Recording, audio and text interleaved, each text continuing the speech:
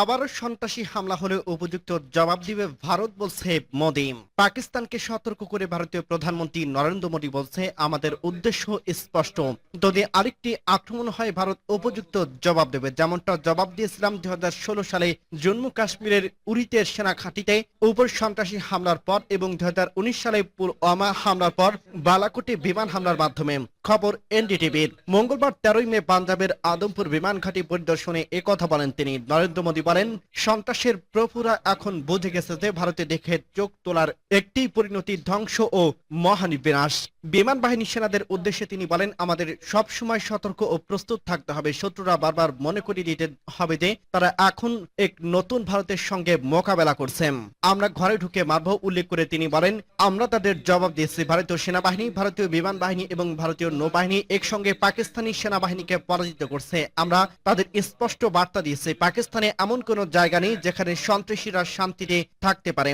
ভারতীয় সংবাদ মাধ্যম এনডিটিভি জানিয়েছে, পাকিস্তান পাঞ্জাবের আদমপুর ঘাঁটিতে ব্যাপক হামলা চালিয়ে এটি ধ্বংস করে দেওয়ার যে দাবি করছিল সেটি সত্যি নয়। সংবাদ মাধ্যমটির প্রতিবেদনে বলা হয়েছে, নরেন্দ্র মোদী সকাল 6টা 15 দিকে ঘাঁটিতে যান। তাকে বহনকারী বিমানটি ওই ঘাঁটির রানওয়েতে অবতরণ করছে এবং মোদী S-400 আকাশ প্রতিরক্ষা ব্যবস্থার সামনে দাঁড়িয়ে কথা বলছেন। মোদী তার এক্স অ্যাকাউন্টে আদমপুর ঘাঁটি সফরে কয়েকটি ছবি প্রকাশ করছেন। মোদী এক্সে আদমপুর ঘাঁটিতে যাওয়ার ব্যাপারে বলছে, আর সকালে আমি AFS আদমপুর গিয়েছিলাম এবং আমাদের সহকারী বিমান যোদ্ধা এবং সৈন্যদের সাথে দেখা করছে। সাহস, সংলাপ এবং নির্ভীকতার প্রতীক হিসেবে তাদের সাথে থাকাটা ছিল এক বিশেষ অভিজ্ঞতা। আমাদের সশস্ত্র বাহিনী জাতির জন্য যা কিছু করে তার জন্য ভারত চিরকাল কৃতজ্ঞ। ভারতের কাশ্মীরে বন্দুকযুদ্ধে 3 সন্ত্রাসী নিহত। সন্ত্রাস ও বিচ্ছিন্নবাদী তৎপরতা নির্মূল করতে জম্মু কাশ্মীরে অপারেশন কিলার পরিচালনা করছে ভারতীয় নিরাপত্তা বাহিনী। অঞ্চলটির শোপিয়ান জেলা ভারতীয় নিরাপত্তা বাহিনীর সঙ্গে সন্ত্রাসীদের বন্দুক লড়াইয়ের ঘটনা ঘটছে। মঙ্গলবার 13 মে এক প্রতিবেদনে খবর জানায় ভারতীয় সংবাদ মাধ্যম এনডিটিভি।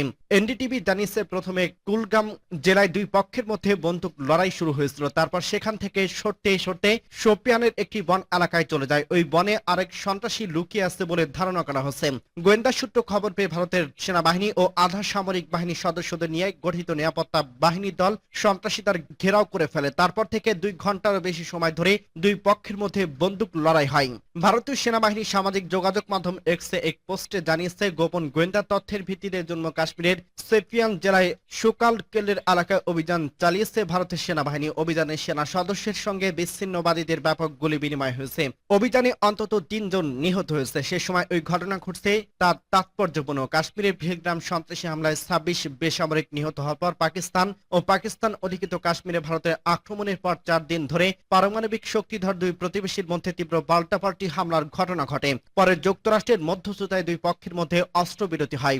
অস্ত্রবিরতি শুরু হওয়ার পর গুলির শব্দ যখন প্রায় থেমে এসেছে, তখনই কাশ্মীরের উপত্যকায় ফের গোলাগুলি ও হতাহতের ঘটনা ঘটল। পাকিস্তানে হামলার ভুয়া ভিডিও প্রচার, ক্ষমা চাইলেন ভারতীয় সাংবাদিক। ভারত পাকিস্তান যুদ্ধ নিয়ে সাম্প্রতিক উত্তেজনার মধ্যে অতিরঞ্জিত ও ভুয়া তথ্য ছড়ানোর অভিযোগ উঠছে বিভিন্ন সংবাদ মাধ্যমের বিরুদ্ধে। এমন প্রেক্ষাপটে এবার বিতর্কের কেন্দ্রে এসেছে ভারতের প্রত্যক্ষ ইংলিশ দৈনিক দ্য হিন্দুর পররাষ্ট্র বিষয়ক সম্পাদক স্ট্যানলি জনি। সম্প্রতি এক্স প্ল্যাটফর্মে দেওয়া এক রিটুইটে তিনি এমন একটি ভিডিও শেয়ার করেন, যেখানে দাবি করা হয়েছিল ভারতীয় নৌবাহিনী পাকিস্তানে বন্দরনগরী করাচিতে হামলা চালিয়েছে। ভিডিওটির ভাষ্য দেখেই অনেকেই ধরে নেন এটি বাস্তব কোনো ঘটনার চিত্র, কিন্তু পরে জানা যায় ভিডিওটি সম্পূর্ণ ভুয়া। এই ভুয়া তথ্য ছড়ানোর বিষয়টি অস্বীকার করে স্ট্যানলি জনি প্রকাশ্যে দুঃখ প্রকাশ করেন। সোমবার 12 মে রাতে পাকিস্তানি সংবাদ মাধ্যম দি নিউজ ইন্টারন্যাশনাল এ খবর নিশ্চিত করে জানায়, তিনি সোশ্যাল মিডিয়ায় ক্ষমা চেয়েছে তার রিটুইট করে ভুয়া ভিডিওর জন্য। এক্সে দেওয়া এক পোস্টে স্ট্যানলি জনি লিখেছে, চারপাশে ঘন কুয়াশার মতো ছড়িয়ে আছে প্রচার প্রোপাগান্ডা। আমি সবসময় চেষ্টা করি যাচাইকৃত তথ্য নিয়ে টুইট করতে এবং ষড়যন্ত্র তথ্য এড়িয়ে চলতে, কিন্তু কখনো কখনো রিটুইট করার সময় ধরে নেই অন্য প্ল্যাটফর্মে দাঁড়িয়েছে তা হয়তো সত্যি। তিনি আরো বলেন, এই ভিডিওটি ভুল তথ্য ছিল। এ নিয়ে আমি আপনাদের কাছে আন্তরিকভাবে ক্ষমা চাচ্ছি। ভারত ও পাকিস্তানের মধ্যে সাম্প্রতিক সামরিক উত্তেজনার পটভূমিতে সোশ্যাল মিডিয়ার ব্যাপকভাবে ছড়িয়ে পড়ছে বিভ্রান্তিকর তথ্য, যার বেশিরভাগই যাচাইবিহীন। এর মধ্যে এমন একজন অভিজ্ঞ ও দায়িত্বশীল সাংবাদিকের ভুয়া তথ্য শেয়ার করার মাধ্যমে গণমাধ্যমের দায়িত্ব ও সোশ্যাল মিডিয়ার প্রভাব নিয়ে নতুন করে আলোচনার জন্ম দিয়েছে। বিশ্লেষকদের মতে এমন পরিস্থিতি সাংবাদিকদের আরো বেশি সতর্ক অবলম্বন করা উচিত, কারণ তাদের ছড়ানো একটি ভুল তথ্যই দুই দেশের মধ্যে উত্তেজনা বাড়িয়ে দিতে পারেন। এদিকে স্ট্যানলি জনের প্রকাশ্যে ক্ষমা চাওয়ার একদিকে যেমন পেশাদারিত্বের পরিচয়, তেমনি একটি সাংবাদিকের জন্য সতর্কবার্তা হিসেবে বিবেচিত হচ্ছে।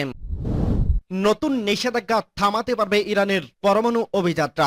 যুক্তরাষ্ট্র ও ইরানের মধ্যে পরমাণু ইস্যুতে 1 মাস ধরে 4 দফা সংলাপ চললেও সংকট নিঃসরণের পরিবর্তে উত্তেজনা আরো বাড়ছে। এমন আলোচনার মাঝেই ওয়াশিংটন তেহরানের বিরুদ্ধে নতুন করে নিষেধাজ্ঞা আরোপ করছে। সোমবার এক বিবৃতিতে এর তথ্য নিশ্চিত করছে মার্কিন পররাষ্ট্র দপ্তর। নতুন নিষেধাজ্ঞার মূল লক্ষ্য ইরানের সামরিক বাহিনী, অস্ত্র উন্নয়ন গবেষণা সংস্থা organization of defensive innovation and research সংস্থাটির সঙ্গে যুক্ত 3 জ্যেষ্ঠ কর্মকর্তা ও একটি প্রতিষ্ঠানের বিরুদ্ধে নিষেধাজ্ঞা জারি করা হয়েছে। যদিও তাদের নাম পরিচয় প্রকাশ করা হয়নি, তবে যুক্তরাষ্ট্র জানিয়েছে তাদের দেশে থাকা সব সম্পদ ইতিমধ্যে জব্দ করা হয়েছে। একই সঙ্গে তারা যুক্তরাষ্ট্রে প্রবেশ করতে পারবে না এবং কোনো মার্কিন প্রতিষ্ঠান তাদের সঙ্গে আর্থিক বা বাণিজ্যিক লেনদেনে যুক্ত হতে পারবে না। সোমবার মার্কিন পররাষ্ট্র মন্ত্রণালয় এক বিবৃতিতে বলছে, ইরান তার পারমাণবিক কর্মসূচিকে উল্লেখযোগ্যভাবে সম্প্রসারিত করছে এবং পরমাণু অস্ত্র তৈরির জন্য গবেষণা ও উন্নয়ন অব্যাহত রেখেছে। বিশেষ করে ইরান বর্তমানে এমন একটি মাত্রায় ইউরেনিয়াম সমৃদ্ধ করছে যা কেবল অস্ত্র নির্মাণের জন্য ব্যবহার হয়। বিবৃতিতে উল্লেখ করা হয়, বিশ্বে ইরান একমাত্র দেশ যাদের পারমাণবিক অস্ত্র নেই, কিন্তু তারা ইতিমধ্যেই 60% পর্যন্ত ইউরেনিয়াম সমৃদ্ধ করছে। এছাড়া ইরান নানা ফ্রান্টের কোম্পানি এবং ক্রয় এজেন্টের ব্যবহার করে বিদেশি সরবরাহকারীদের কাছ থেকে দ্বৈত ব্যবহারের প্রযুক্তি সংগ্রহের প্রচেষ্টা চালিয়ে যাচ্ছে বলে অভিযোগ করছে যুক্তরাষ্ট্র। ওয়াশিংটনের ভাষ্য, এই নিষেধাজ্ঞার উদ্দেশ্য হল এসপিএনডি এর মাধ্যমে পরিচালিত সম্ভাব্য পারমাণবিক গবেষণা এবং অস্ত্র উন্নয়ন কার্যক্রমকে দেরি করানো এবং ক্ষমতা হ্রাস করা। এতে ইরানকে পারমাণবিক অস্ত্র অর্জন থেকে বিরত রাখার মার্কিন প্রতিশ্রুতি আবারও স্পষ্ট হয়েছে।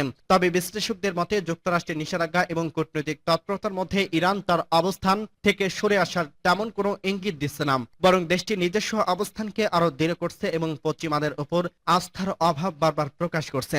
ফলে প্রশ্ন থেকেই যায়, নতুন এই নিষেধাজ্ঞা ইরানকে আদৌ থামাতে পারবে কিনা তার পরমাণু অভিযাত্রায়।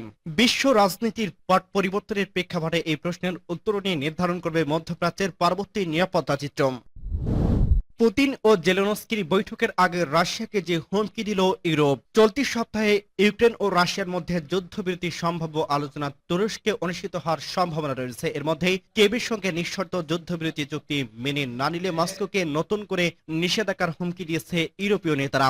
স্টপ স্কট শান্তি আলোচনার জন্য ইউক্রেনের প্রেসিডেন্ট ভ্লাদিমির জেলেনস্কি রুশ প্রেসিডেন্টের সরাসরি শান্তি আলোচনার প্রস্তাব গ্রহণ করছে। তিনি রোববার জানিয়েছে তিনি তুরস্কে যাবেন এবং বৃহস্পতিবার সেখানে ভ্লাদিমির পুতিনের সঙ্গে দেখা করার জন্য অপেক্ষা করবেন। বৃহস্পতিবার ইস্তাম্বুলে প্রস্তাবিত বৈঠকের আগে ইউক্রেন যুদ্ধের কূটনৈতিক অবসানের প্রচেষ্টা ত্বরান্বিত হচ্ছে। যুদ্ধের সব পক্ষই কিয়েভ, মস্কো ও ওয়াশিংটন এবং ইউরোপীয় নেতারা তাদের পছন্দই ফলাফল পর আশা করছেন। ইউক্রেন এবং তার ইউরোপীয় মিত্ররা সোমবার থেকে 30 দিনের যুদ্ধবিরতি দাবি করছে, যা কিয়েভ এবং মস্কোর মধ্যে সরাসরি শান্তি আলোচনার পূর্বশর্ত বলে অভিহিত করা হয়েছে। সোমবারের মধ্যে ক্রেমলিন তার অবস্থান পরিবর্তন না করলে রাশিয়ার উপর তাৎক্ষণিকভাবে নতুন নিষেধাজ্ঞা আরোপের হুমকি দিয়েছে ইউরোপীয় নেতারা। জার্মান সরকারের মুখপাত্র স্টেফেন কর্লিয়াস এক সংবাদ সম্মেলনে বলেন, ঘড়ির কাঁটা ঠিক করছে। এই দিনের শেষ পর্যন্ত আমাদের কাছে এখনো 12 ঘন্টা সময় আছে। এদিকে হুমকি সত্ত্বেও মস্কো সোমবার তাদের আহ্বান প্রত্যাখ্যান করছে। ক্রেমলিনের মুখপাত্র দিমিত্রি পেসকভ তার দৈনিক ব্রিফিং এ বলছে যে আল্টিমেটামের ভাষা রাশিয়ার কাছে অগ্রহণযোগ্য। তিনি পরে বলেন, মস্কো এই সংঘাতের শান্তি অর্জনের জন্য গুরুতর আলোচনা চায়। এছাড়া 5টি প্রধান ইউরোপীয় সামরিক শক্তির প্রতিরক্ষামন্ত্রী ইউক্রেনের প্রতি সমর্থন নিয়ে আলোচনা করার জন্য শুক্রবার ইটালিতে বৈঠকের পরিকল্পনা করছে। ইটালির প্রতিরক্ষামন্ত্রী গুইডো ক্রেসোটো সোমবার এক বিবৃতিতে জানিয়েছে, ব্রিটেন, ফ্রান্স, জার্মানি এবং পোল্যান্ডের প্রতিরক্ষা মন্ত্রীদের আতিথ্য করবেন ইটালির প্রতিরক্ষামন্ত্রী। ইসরায়েলের গুরুতর মানবাধিকার লঙ্ঘন রোধে আন্তর্জাতিক সম্প্রদায়ের পদক্ষেপ জরুরি বলছে ইরান। ইসলামী প্রজাতন্ত্র ইরানের পররাষ্ট্র মন্ত্রণালয়ের মুখপাত্র ইসমাইল বাকাই ফিলিস্তিনি নজিরবিহীন ভাবে মানবাধিকার লঙ্ঘনের তীব্র নিন্দা জানিয়ে আন্তর্জাতিক আদালতে যুদ্ধ অপরাধীদের বিচার ত্বরান্বিত করার আহ্বান জানিয়েছে। একই সঙ্গে আক্রমণ বন্ধে অবিলম্বে আন্তর্জাতিক পদক্ষেপ গ্রহণের পাশাপাশি গাজা উপত্যকায় মানবিক সহায়তা পাঠানোর দাবি জানিয়েছেন। পার্স টুডে বলছে, ইরানের পররাষ্ট্র মন্ত্রণালয়ের মুখপাত্র ইসমাইল বাকাই মঙ্গলবার সকালে জাবালিয়া এবং খান ইউনুসে ফিলিস্তিনি শরণার্থীদের আশ্রয়কেন্দ্রে এবং তাঁবুতে ইহুদিবাদী ইসরায়েলের নৃশংস হামলার তীব্র নিন্দা জানিয়েছেন। শরণার্থীদের উপর সাম্প্রতিক হামলা শিশুসহ বেশ কয়েকজন ফিলিস্তিনি শহীদ ও আহত হয়েছেন। বাকেই বলেন, গাজায় ইসরায়েল গুরুতর মানবাধিকার লঙ্ঘনের মাধ্যমে আন্তর্জাতিক আইন ও মৌলিক নিয়ম নীতিকে বৃদ্ধাঙ্গুলি দেখিয়েছেন। ইরানের এই মুখপাত্র দখলদার ইসরায়েলের বিরুদ্ধে আন্তর্জাতিক আদালতগুলোতে দায়েরকৃত মামলাগুলোই বেতার দ্রুত সম্পূর্ণ করার উপর জোর দিয়েছেন। ইরানের পররাষ্ট্র মন্ত্রণালয়ের মুখপাত্র ফিলিস্তিনি নির্যাতিত জনগণের সাথে সংহতি প্রকাশ করে আন্তর্জাতিক সম্প্রদায় এবং আঞ্চলিক দেশগুলোকে ইহুদিবাদী ইসরায়েলের অপরাধ অবিলম্বে বন্ধে এবং অনতিবিলম্বে গাজার খাদ্য ও ওষুধ সরবরাহ শুরু করার আহ্বান জানিয়েছেন। সিরিয়ায়, লেবানন এবং ইয়েমেন সহ এই অঞ্চলের বিভিন্ন দেশে ইহুদিবাদী ইসরায়েলের হামলা এবং দখলদারির বন্ধের পদক্ষেপ গ্রহণ জরুরি বলে তিনি মন্তব্য করছেন। সূত্র পার্স টুডে।